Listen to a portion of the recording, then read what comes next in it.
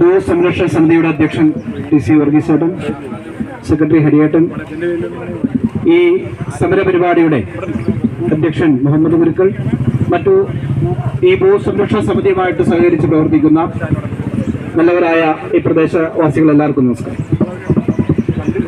ഈ ഒരു സമരത്തിന്റെ ആവശ്യം എന്താണെന്നുള്ളത് വളരെ വിശദമായി തന്നെ ഇവിടെ സംസാരിച്ചു കഴിഞ്ഞു.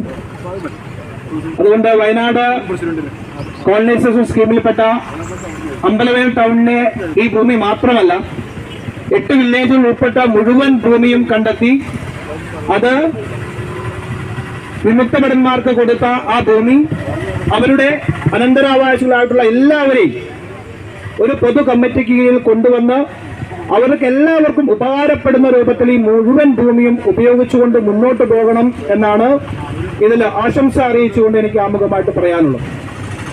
ഒട്ടനവധി ആളുകൾ, വിമുക്തഭടന്മാരായിട്ടുള്ള ആളുകൾ, രാഷ്ട്രം അവർക്ക് നൽകിയ വലിയൊരു ആദരവാണ്.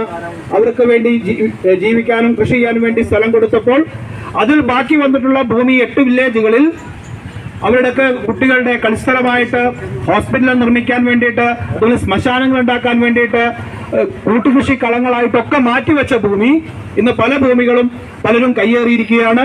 അതിന് ഏറ്റവും അവസാനത്തെ ഒരു ഉദാഹരണം എന്ന രൂപത്തിലാണ് ഏറ്റവും വിലപ്പെട്ട ഒരു ഭൂമി ഇപ്പോൾ ചില താല്പര്യക്കാർ, ചില കടലാസ് കമ്മിറ്റികൾ ഉണ്ടാക്കിക്കൊണ്ട് സ്വകാര്യ വ്യക്തിക്ക് കോടികൾ വിലമതിക്കുന്ന ഈ ഭൂമി എഴുതി കൊടുക്കാൻ വേണ്ടി 30 വർഷത്തേക്ക് ലീസിന് കൊടുക്കുക എന്ന് പറഞ്ഞാൽ ഈ ഭൂമി വിറ്റതുപോലെയാണ്.